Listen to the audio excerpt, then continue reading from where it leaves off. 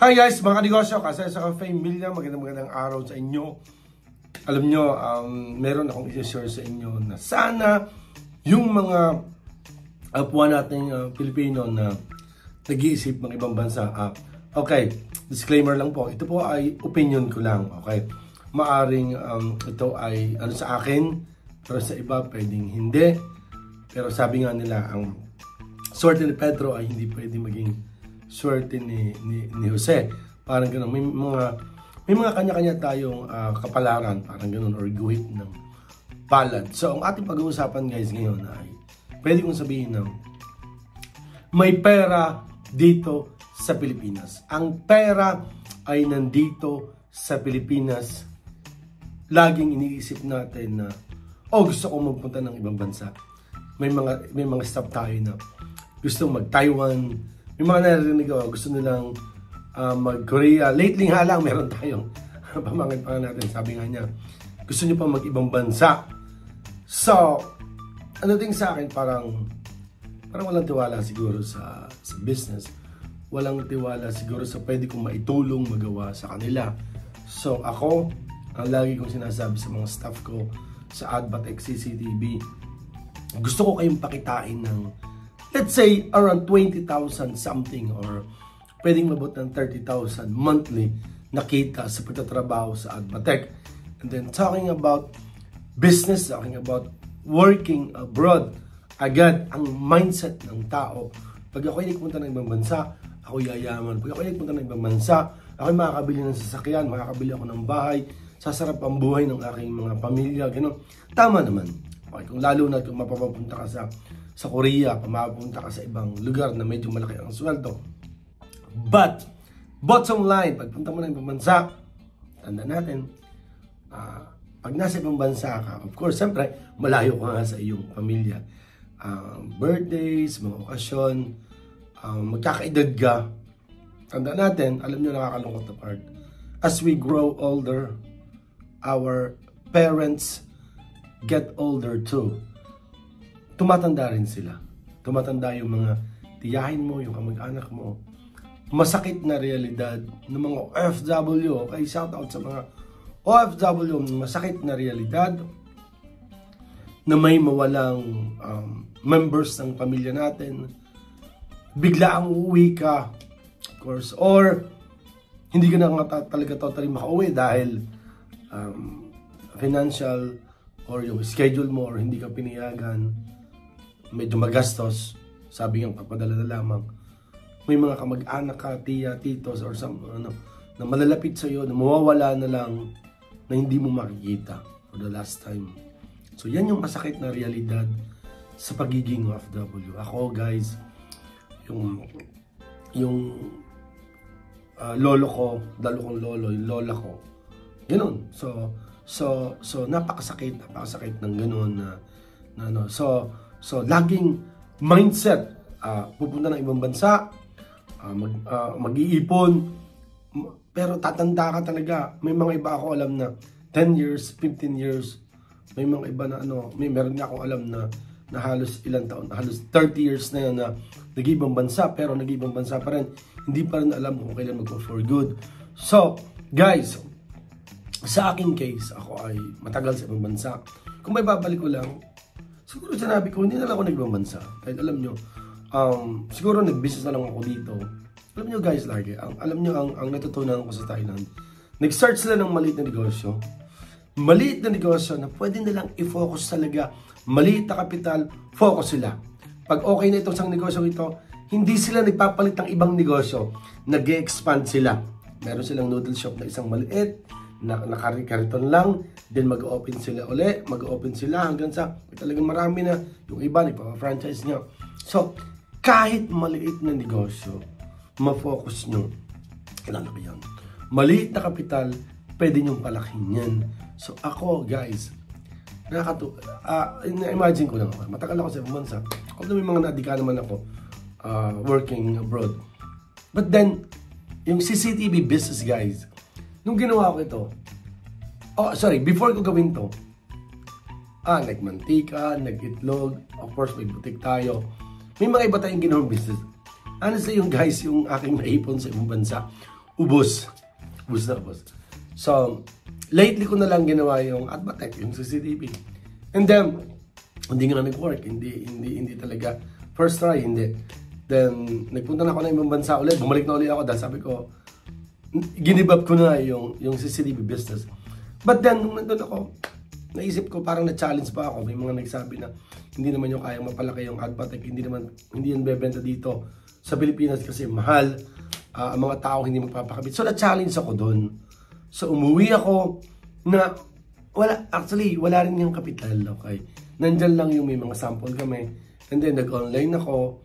May mga leads, may mga nag-i-inquire, pinupuntahan ko, ako napunta, in-explain ko, dinademo namin. And then yun, nag-start lang yun. Pero to the point na napalaki ko lahat dahil nga marami akong kapital. No! Bumalik nga uli ako sa napakababa. Then, nag-focus ako. Haligang tinutukan ko. Guys, marami nagsasabi na, magaling pa si Boss Orly dahil ang daming negosyo, successful na, ang daming sasakyan. Ang Advatech ay sikat. Pwedeng sabihin na buong Calvarsio is #1 yung Advatech CCTV. Pero guys, yung pinagdaanan ko hindi rin biro talaga. Okay? Naging matapang, dumaan pa dyan yung vulkan, dumaan pa dyan yung pandemic. But then guys, imagine niyo, nakaset yung alarm ko ng 4:30 AM. 4 AM, gising na ako, naunahan ko pa yung alarm ko. So, pag-shower ako, tutok ulit ako sa cellphone, sa mga pages, i-reply ako, inaasikaso ko yung mga tao, then punta ako ng office, before deployment, meeting uli, tuturuan ko sila ng mga dapat gawin. Ito yung mga sketch, ito yung lugar, ito yung mga location ng ano.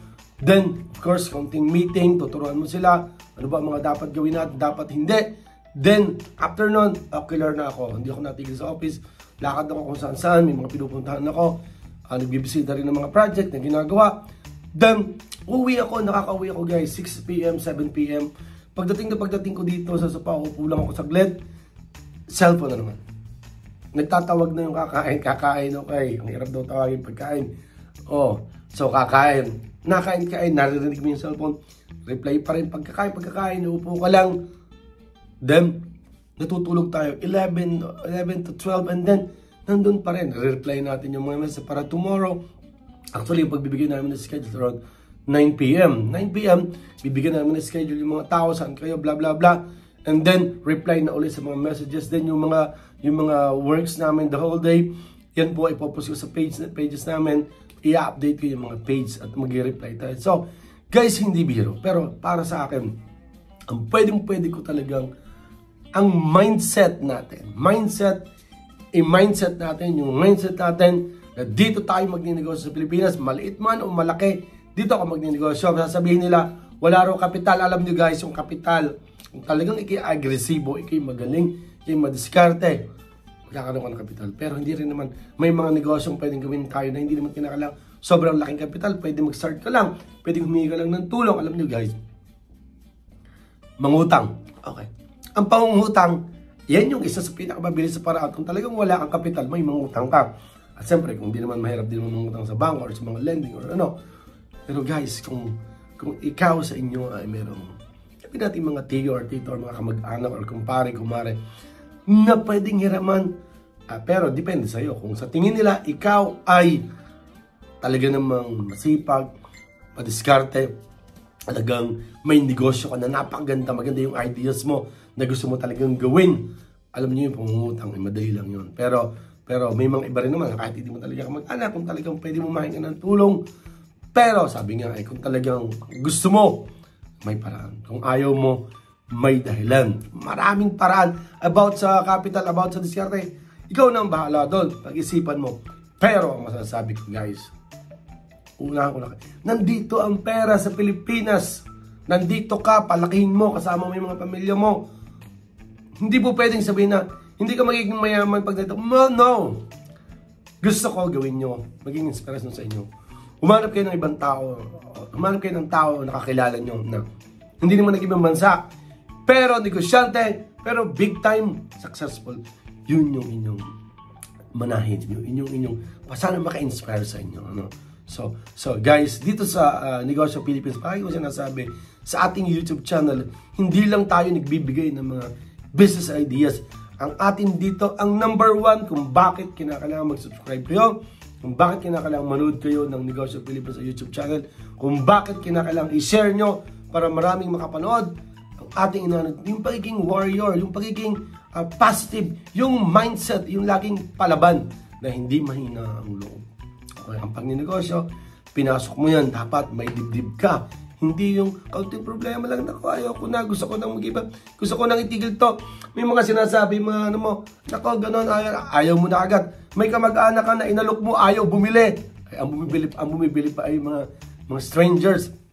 Bakit ito kung sino pa mga kamag-anak mo, kumpare, sa lapay yung no, sa part naman natin, sa atin naman side, sa atin naman mga expert, no, hindi naman. So, pero alam ko marami na ganun. So, guys, nandito ang pera sa Pilipinas. Hindi ko na pahabahin pa. Mag-isip kayo, ano yung negosyo na pwede nyong gawin, na pwede nyong tutukan, na hindi yung talagang tayo ka ng negosyo, boss sa boss, at dating mo, kumuha ka na agad ng manager, kumuha ka na agad ng assistant, dagdag agad ng tao, ikaw patambit-tambay, boss daw, manager, talagang gusto mo talaga, big time na big time ang dating. No. Nakakakilala sa akin, ako, sa naging client ng Adbatech CCTV, ako ang kalimitang nakakausap. Yung cellphone numbers ng office ng Adbatech, limitan ako sumasagot kasi nandun yung numbers ko. So, hindi tayo, boss. Gusto mong masenso? Tanungin mo sa sarili mo, ano yung mga dapat mong gawin? So, mga kanegosyo, kasenso, ka-familia, sana, makapagpalakas ng loob sa inyo sa mga tao na nag-iisip mag-ibang bansa dahil gusto kumita ng pera, malaki naman nagagasusin, mangungutang pa. Mangungutang kayo dahil ilalagay nyo, gagasusin. Inegosyo na lang nyo. Para sa akin, okay? Although, magninegosyo, isip-isip, pwede kayo mag-message dito sa page, pwede kayo mag-message dito sa YouTube channel natin kung may mga tanong kayo, mag-i-reply kami. Tutulungan namin kayo. So, mindset. Itanim nyo sa utak nyo.